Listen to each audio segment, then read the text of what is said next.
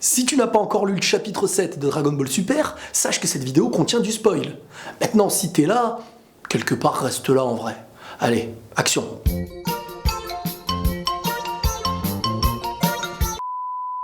Dans le chapitre 7 de Dragon Ball Super, on a enfin appris qui seraient les combattants de l'univers 6 pour affronter Sangoku, Vegeta, Boo et Piccolo. Et un nouveau personnage qui, selon Beerus, serait plus fort que Sangoku.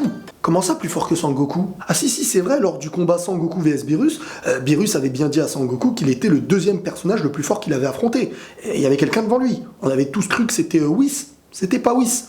C'était lui là-bas, là. Tu vas voir. Alors soyez prêts parce que dans 3 secondes, vous allez voir apparaître le nouveau combattant. J'en perds mon souffle. 3, 2, 1...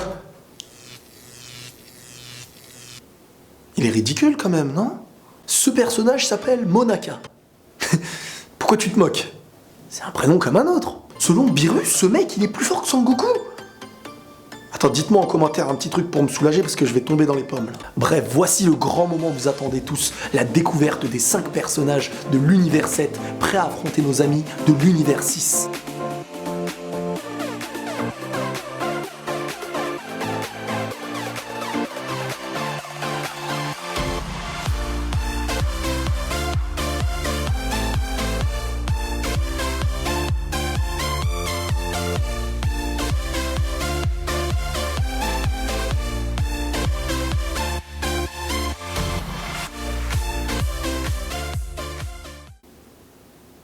C'est l'équipage à Luffy ou c'est comment là?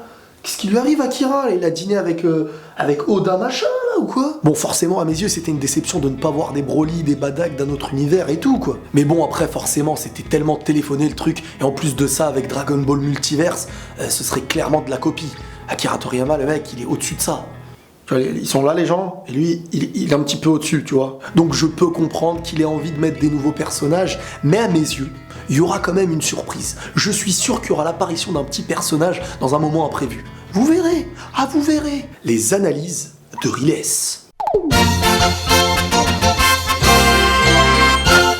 Alors en premier plan, on aperçoit directement un genre de mi-namek, mi-figue, mi-raisin, mi-pâte, mi-frite. Quelque part, le mec est indécis. Regardez, il a un petit peu les trucs de Freezer, et il a la tête d'un genre de namek et une tenue limite, je sais pas en vrai. La seule chose qu'on remarque un petit peu de lui, c'est qu'il a l'air d'être un petit peu sage comme les namek. Voilà, c'est ça que je voulais dire en fait. Tu vois, la petite sagesse matinale, le mec, quand il se réveille, tu sais que lui, c'est plutôt du genre à manger salé. Ensuite, le petit Saiyan. Parce que ça se voit, c'est un Saiyan, ne me demandez pas pourquoi, hein, avec un air de Vegeta, avec la coupe de cheveux de Gohan qui affrontait Boo. Certaines rumeurs venaient à dire, c'est le petit frère de Vegeta, Table, je sais plus comment il s'appelait le mec. Mais après j'ai réfléchi, j'ai dit mais les mecs, c'est pas possible, c'est un autre univers les mecs. Eux c'est un autre univers, c'est pas pareil. Ensuite, là on parle d'un grand mystère. Regardez-le, oh là là, mais dis donc, à qui il ressemble celui-là? Je sais pas. Freezer.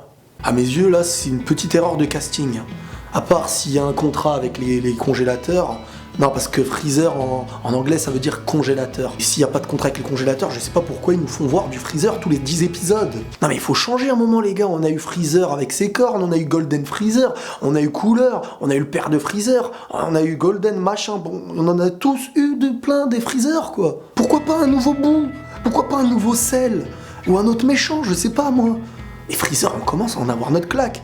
Bon, c'est vrai, peut-être que l'histoire va changer, que dans l'autre univers, ce Freezer a une autre histoire et tout.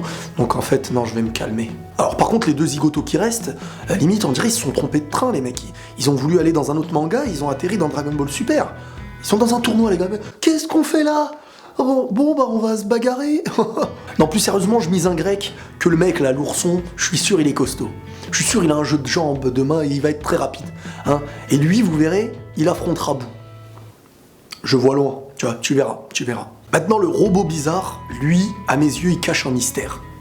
Il va pas rester robot comme ça tout le combat. Lui, soit il manipule quelqu'un, soit quelqu'un le manipule. Un genre de Pain, tu vois, dans Naruto. À mes yeux, croyez-moi, vous verrez, un mystère incroyable. Il me l'a dit, Toto Hirama, là, je sais pas quoi. Tu verras. Il sait même pas comment il s'appelle. Akira Toriyama, le créateur de Dragon Ball Z. Non mais je fais exprès pour vous faire rigoler, les gars. Alors maintenant, selon ma logique à moi, qui affrontera qui? Regardez, pour moi, Piccolo affrontera celui-là là, qui lui ressemble. Boo devrait se battre contre L'autre là, l'ourson bizarre. Monaka se verrait affronter le robot. Et pour les 2 derniers combats, j'hésite. Je me dis, est-ce que Sangoku affrontera le genre de Freezer ou Vegeta, comme il y a une histoire avec la planète Vegeta et que l'autre dans l'autre espace, il pourrait y avoir une belle conversation.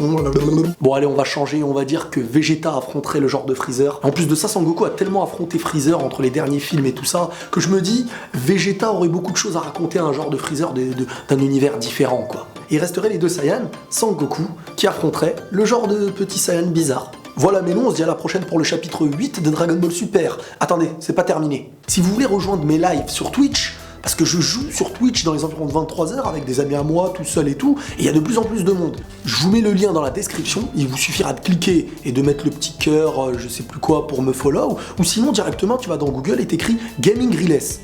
Oups là, c'est ici. Ah, croyez-moi, on rigole, hein. Il suffit de regarder les rediffusions, vous me direz ce que vous en pensez. Donc si tu m'as follow là-bas, eh ben tu me le dis en commentaire. Comme ça, on va voir si t'es un vrai loup.